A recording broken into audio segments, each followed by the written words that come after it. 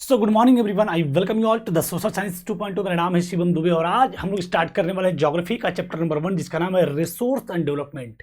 So today in this video we will cover the introductory part of this lesson, यानी कि resource and development के हम लोग introduction को देखने वाले हैं और इसी वीडियो के साथ हमारा एक नया सेशन शुरू होता है ज्योग्राफी का, जिस सेशन के अंतर्गत, जिस सीरीज के अंतर्गत जियोग्राफी के हर चैप्टर को हम लोग एक एक point to the point according to NCERT break down करने वाले हैं। So without any further delay हम स्टार्ट करते हैं ज्योग्राफी का पहला चैप्टर जिसका नाम है रिसोर्स एंड डेवलपमेंट। और ये बोर्ड के पर्सपेक्टिव से काफी इंपॉर्टेंट चैप्टर, मजेदार जबरदस्त चैप्टर हमें देखने को मिल जाता है।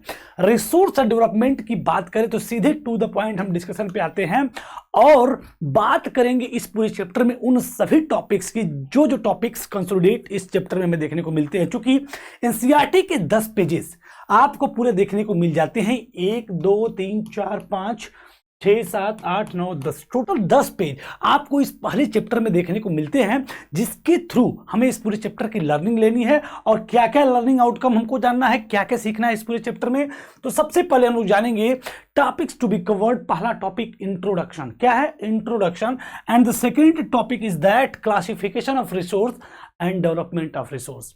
टॉपिक को सुनते रहिए, समझते रहिए और जब हम एक एक पॉइंट्स को ब्रेक डाउन करेंगे तो आप उसको जो है तैयार करते हुए चलेंगे। Second and the third point is that resource planning. Fourth point is that land resource and land utilization. Next point is that land use pattern in India. इसको हम लोग देखेंगे इंडिया के पर्सपेक्टिव में लैंड यूज पैटर्न क्या होता है। साथ ही साथ land degradation and land conservation.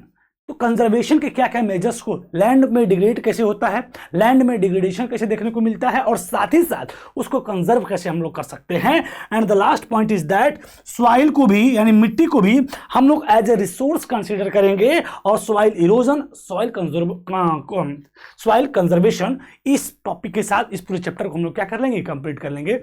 तो आई होप ये सभी कंटेंट हैं, टॉपिक्स हैं जो कि हम लोग इस पूरे चैप्टर में कवर करने वाले हैं। एक एक पॉइंट को ब्रीफली हम लोग डिस्कस करेंगे। सो विदाउट एनी फर्दर डिले हम स्टार्ट करते हैं टॉपिक को। सबसे पहले आपकी बात करें तो चैप्टर का नाम आपका है रिसोर्स। क्या है, रिसोर्स।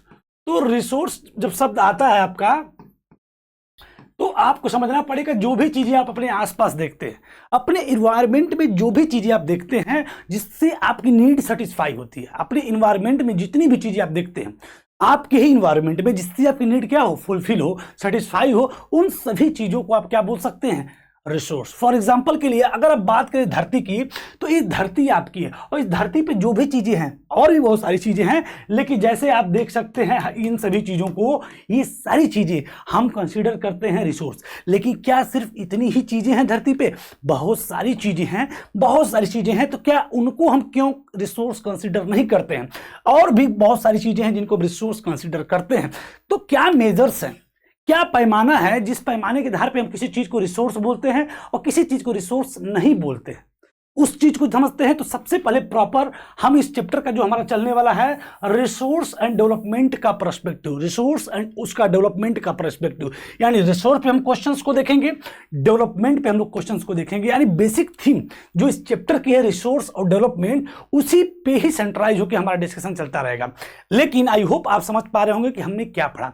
हमने ये पढ़ा कि सिर्फ और सिर्फ रिसोर्स क्या होता है, और रिसोर्स की जब बात करते हैं तो जो चीजें हमारे इन्वायरमेंट में दिखती हैं, हम अभी जस्ट जाने हैं, जैसे कि चाहे वो पानी हो, जंगल हो, मिट्टी हो, हवा हो, जानवर हो, झील हो, झरना हो, एवरीथिंग जो भी हमारे इन्वायरमेंट में मौजूद होते हैं, जो सारी चीजें, उन सभी को हम कंसीडर करते हैं एज अ रिसोर्स। क्या कंसीडर करते हैं? As a resource. लेकिन वहां पे आपको समझना पड़ेगा कि उस रिसोर्स, किसी चीज को, किसी वस्तु को हमारे लिए रिसोर्स होने के लिए उसको 3 कंडीशन को फुलफिल करना पड़ता है। और वो 3 कंडीशन क्या है कि वो चीज टेक्नोलॉजिकली एक्सेसिबल हो, तकनीकी रूप से हम उसको एक्सेस कर पाएं, उसके लिए टेक्नोलॉजी बनी, मतलब वो चीज हम तकनीक के माध्यम से, टेक्नोलॉजी के माध्यम से उसको हम लोग एक्सेस कर पाएं।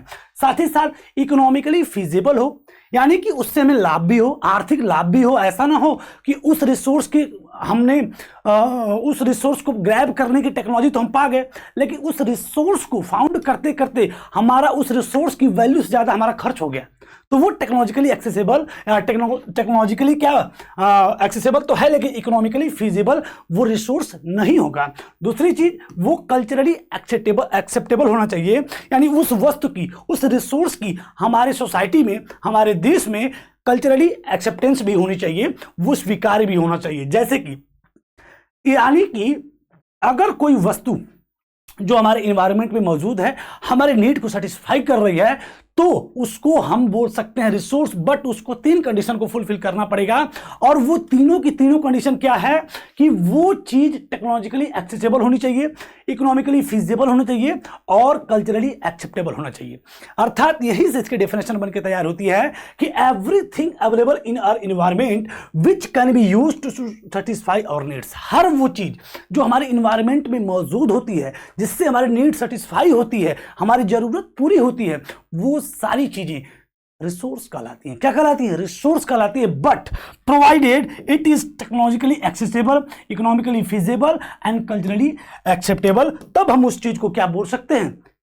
रिसोर्स। यानी कि उस चीज को एट द टर्म रिसोर्स हम कंसीडर कर सकते हैं। अर्थात आप इस पूरे टॉपिक को समझ पाए होंगे। जैसे कि आप अपने आसपास देखते हैं कोई भी ऐसी चीज, जैसे मान लीजिए आज आप एल्युमिनियम देखते हैं, कोई भी ऐसी चीज देखते हैं, एल्युमिनियम देखते हैं, एल्युमिनियम का आप यूज कर रहे हैं क्योंकि वो आप अच्छा आज आप यूज कर रहे हैं, लेकिन हजारों साल पहले एल्युमिनियम को आप क्या यूज कर रहे थे? नहीं कर रहे थे, क्योंकि उसको एक्सेस करने की टेक्नोलॉजी आपके पास नहीं थी। जैसे एल्युमिनियम आपका निकलता है बॉक्साइट मिनरल से, बॉक्साइट ओर से निकलता है, तो बॉक्साइट से एल्युमिनियम निकालने की टेक्नोलॉजी वर्तमान में डेवलप हुई है, पहले ये नहीं थी। तो पहले के जमाने में 1000-2000 साल पहले बॉक्साइट यानी एल्युमिनियम हमारे लिए रिसोर्स नहीं था, लेकिन आज उसको एक्सेस करने की टेक्नोलॉजी है, इसलिए एल्युमिनियम आज हमारे लिए क्या है?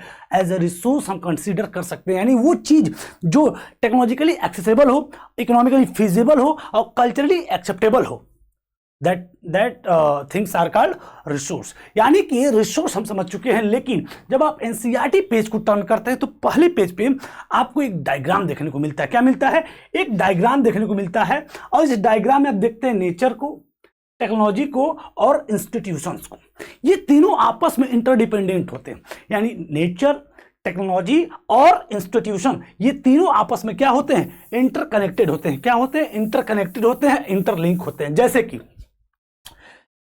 अगर आपके यहां रिसोर्स है, देखिए पहली बात तो आपकी प्रकृति, नेचर मतलब प्रकृति समझ लीजिए, प्रकृति में आपके रिसोर्स होने चाहिए भाई, तभी तो आप एक्सपेक्ट करेंगे कहां से रिसोर्स। रिसोर्स आपकी प्रकृति में होना भी चाहिए। जैसे आज भी अगर आप गूगल में सर्च करें तो कुछ ऐसे भी देश हैं जहां के नेचर में रिसोर्सेस कोई है ही नहीं, और कुछ ऐसे देश हैं जहां भरपूर रिसोर्स हैं।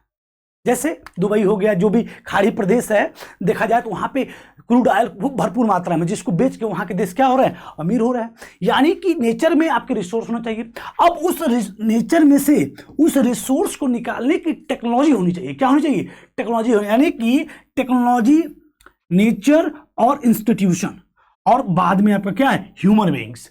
यानी कि आप समझिए, पहली बात तो आपके नेचर्स में रिसोर्स होना चाहिए, उस रिसोर्स को निकालने की टेक्नोलॉजी होनी चाहिए, और साथ ही साथ उस देखिए रिसोर्स को निकालने के लिए लोगों को प्रशिक्षित करने के लिए वहां पे इंस्टीट्यूशन होने चाहिए। समझिए मामला।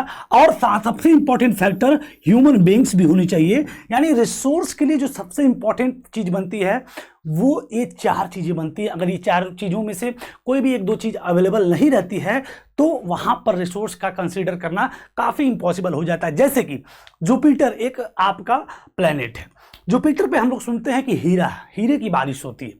अब हीरा वहां पे चूंकि हमारे लिए वर्तमान में यहां से हम देखते हैं हमारे लिए क्या वो रिसोर्स है, लेकिन रिसोर्स जो हीरा है उसको हम क्या उस वहां के नेचर में तो है, लेकिन क्या टेक्नोलॉजी है जिससे हम हीरे को वहां से एक्सेस करके यहां ला पाए? That's not possible. तो इसलिए वो हमारे लिए क्या है? रिसोर्स नहीं है। हीरा धरती पे है तो रिसोर्स है, वही जुपिटर पे है तो हमारे लिए रिसोर्स नहीं, क्योंकि उसको एक्सट्रैक्ट करने की टेक्नोलॉजी हमारे पास नहीं है। सो the process of transformation of things available in our environment involve an interactive relationship between nature, technology and institution। यानी जो आपका हमारे जो इन्वायरमेंट होते हैं उसमें नेचर, टेक्नोलॉजी और इंस्टीट्यूशन का गजब इंटरैक्टिव क्या बोल सकते हैं, रिलेशनशिप होता है। जैसे कि human beings interact with nature, जो ह्यूमन बीइंग्स होते हैं वो नेचर के साथ क्या करते हैं, इंटरेक्ट करते हैं। किसके थ्रू, टेक्नोलॉजी के थ्रू, और क्रिएट करते हैं क्या, इंस्टीट्यूशन, जिससे कि वो एक्सेलरेट करते हैं देयर इकोनॉमिक डेवलपमेंट। यानी ह्यूमन बीइंग्स नेचर के साथ इंटरेक्ट करते हैं थ्रू टेक्नोलॉजी और डेवलप करते हैं इंस्टीट्यूशन को, जिससे अपनी इकोनॉमिक डेवलपमेंट को जानदार बनाते हैं, अपनी व्यवस्थाओं को क्या करते हैं, चलाते हैं। इसका मतलब हम समझ चुके हैं, ये जो ग्राफ है, ये जो पिक्चर है आपकी बुक में दिख रहा है, वो इंटरडिपेंडेंसीज दिखाता है किसके बीच में, नेचर, टेक्नोलॉजी और इंस्टीट्यूशन के बीच में। नेचर, टेक्नोलॉजी और इंस्टीट्यूशन के बीच में क्या दिखाता है, इंटर कनेक्शन दिखाता है। So technology, nature and institution are interdependent. यानी कि हम समझ चुके हैं कि ये सभी नेचर, टेक्नोलॉजी और ह्यूमन बीइंग्स और साथ ही साथ इंस्टीट्यूशन आपस में इंटरकनेक्टेड है, इंटरडिपेंडेंट है। तो अब जो हमारा टॉपिक था रिसोर्स, उसके बारे में हम समझ चुके हैं कि everything that is available in our environment to satisfy which can be used to satisfy our needs is called resource। बस उसे जो है टेक्नोलॉजिकली एक्सेसिबल होना चाहिए, इकोनॉमिकली फीजिबल होना चाहिए और कल्चरली एक्सेप्टेबल होना चाहिए, तो उस चीज को हम लोग रिसोर्स बोलते हैं। तो रिसोर्स में वो सारी चीजें हमें देखने को मिल जाती है जो हमारे इन्वायरमेंट में। फिर इसके बाद हमने देखा कि ह्यूमन बीइंग्स, टेक्नोलॉजी, नेचर और इंस्टीट्यूशन आपस में क्या है, इंटरकनेक्टेड है, इंटरडिपेंडेंट है। क्योंकि जो ह्यूमन बीइंग्स होते हैं नेचर से जो रिसोर्स को एक्सट्रैक्ट करने के लिए टेक्नोलॉजी का यूज करते हैं, उस टेक्नोलॉजी को यूज करने के लिए इंस्टीट्यूशन को डेवलप करते हैं। तो ये सारी चीजें हमने देखा। और अब जो अगले पॉइंट्स है वो है क्लासिफिकेशन ऑफ रिसोर्स। यानी अब रिसोर्स को हम लोग क्लासिफाइड कैसे करेंगे, तो रिसोर्स को हम 4 स्तर पे, 4 लेवल पे क्या करते हैं, क्लासिफाई करते हैं। जैसे on the basis of origin, on the basis of exhaustibility and on the basis of ownership और on the basis of status of development. इन 4 बेसिस पे हम रिसोर्स को क्या करते हैं, क्लासिफाई करते हैं, रिसोर्स को क्लासिफाई करते हैं। सो ये आप समझ पाए होंगे कि जो क्लासिफिकेशन ऑफ रिसोर्स है वो कितने लेवल पे हम लोग देखने वाले हैं। तो वो देखने वाले इन 4 लेवल पे। तो आई होप जो आपने पढ़ा आज के सेशन में कि रिसोर्स क्या होता है, रिसोर्स की प्रॉपर डेफिनेशन क्या होती है, और किसी चीज को हम लोग कब रिसोर्स बोल सकते हैं, कब रिसोर्स नहीं बोल सकते हैं। और इसके बाद हमने देखा कि नेचर, ह्यूमन बीइंग्स, टेक्नोलॉजी और इंस्टीट्यूशन कैसे आपस में इंटरडिपेंडेंट हैं। और फाइनली हमने क्लासिफिकेशन ऑफ रिसोर्स के बारे में जाना, जो हम लोग अगले सेशन में पढ़ने वाले हैं। और वो टॉपिक काफी इंपॉर्टेंट हो जाता है, क्योंकि क्लासिफिकेशन ऑफ रिसोर्स की अगर बात करेंगे तो वहां से क्वेश्चन अक्सर हमें बनते हुए देखने को मिल जाते हैं, चाहे वो on the basis of origin हो, एग्जॉस्टिबिलिटी हो, स्टेटस ऑफ डेवलपमेंट हो, या जो भी हो, वहां से आपके एक क्वेश्चन बन जाते हैं। So I hope this session is fruitful for you and आप इस टॉपिक को बड़ी भांति अच्छे से समझ पाए होंगे। सो इसी के साथ आज के सेशन को हम लोग साइन ऑफ करते हैं। अगले सेशन में हम लोग क्लासिफिकेशन ऑफ रिसोर्स को पढ़ेंगे और इसी तरह करते करते एक एक पॉइंट्स को हम लोग ब्रेक डाउन करेंगे। सो थैंक यू एवरीवन, पढ़ते रहिए, मस्त रहिए, थैंक यू।